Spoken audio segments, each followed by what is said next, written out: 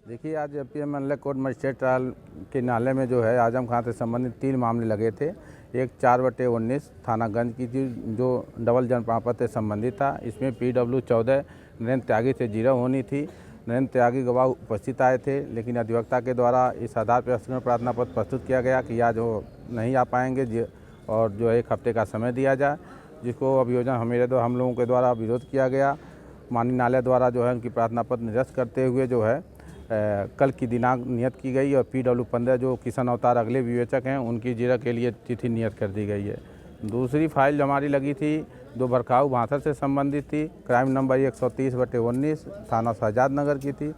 उसमें आज पत्रावली 313 में नियत थी। मोहम्मद आजम खान साहब का बयान अंकित 313 का बयान अंकित होना था, लेकिन उनके अधिवक्ता के द्वारा जो है 311 का एक प्रार्थना पत्र CRPC में दिया गया कि हम PW5 चंद्रपाल की जो जिरह हुई थी उसके बाद हम PW3 विवेचक अमर सिंह की भी हम गवाही करना चाहते हैं। कुछ प्रश्न पूछने शेष रह गए हैं।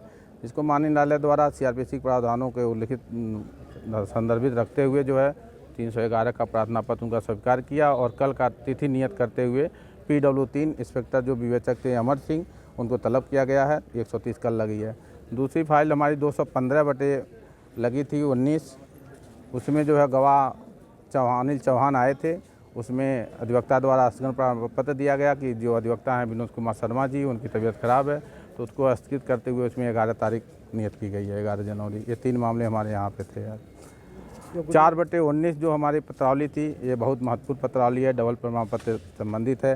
ये बार बार इनके द्वारा जो है जिरह करने में आनाकानी की जा रही थी। हमारा गवाह बार बार आ रहा था, एक बार कभी कर रहे थे। भिन्न भिन्न तिथियों पर भिन्न भिन्न प्रकार के प्रार्थना पत्र दिया जा रहा था और पिछले तिथियों में इनके अधिवक्ता द्वारा जिरह किया गया, फिर उसके किया गया। आज अलग ग्राउंड पे प्रार्थना पत्र दिया गया। इसको दृष्टिगत रखते हुए चूँकि ठंडी के मौसम में गवाह मेरा बार बार आ रहा था, तो ये लगा कि इनका जो प्रार्थना पत्र है उचित तथ्यों पे नहीं है, विस्मित करने वाले तथ्यों पर, अलग अलग तथ्यों पर बार बार आ रहा है। इसको दृष्टिगत करते हुए PW14 नरेंद्र त्यागी से जो शेष जिरह करने का इनका था उनको माननीय न्यायालय द्वारा समाप्त कर दिया गया है।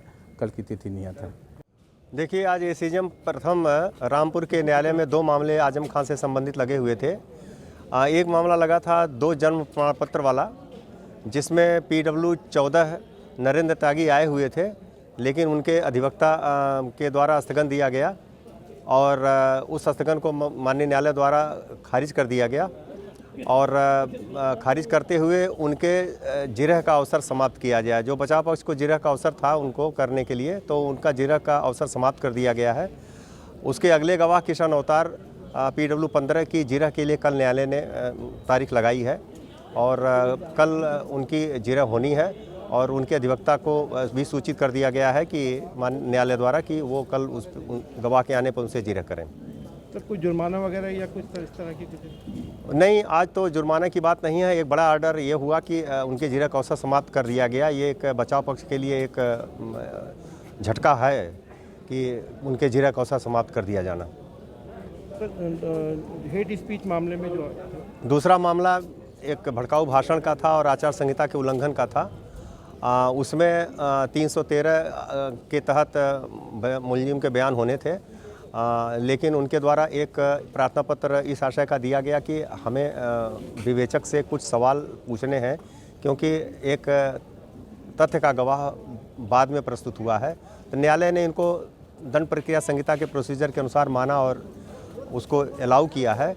कल वो गवाह आएगा, उनसे वो जो जिरह करना चाहेंगे जिरह का अवसर उनको मिलेगा। उसके पश्चात 313 की कार्रवाई के संबंध में न्यायालय द्वारा आयोजित किया जाएगा और हमारे अभियोजन अधिकारी श्री अमरनाथ तिवारी हैं जो इस कोर्ट में अभियोजन कार्य कर रहे हैं और बातें जो है इनके द्वारा आप जानकारी कर लें।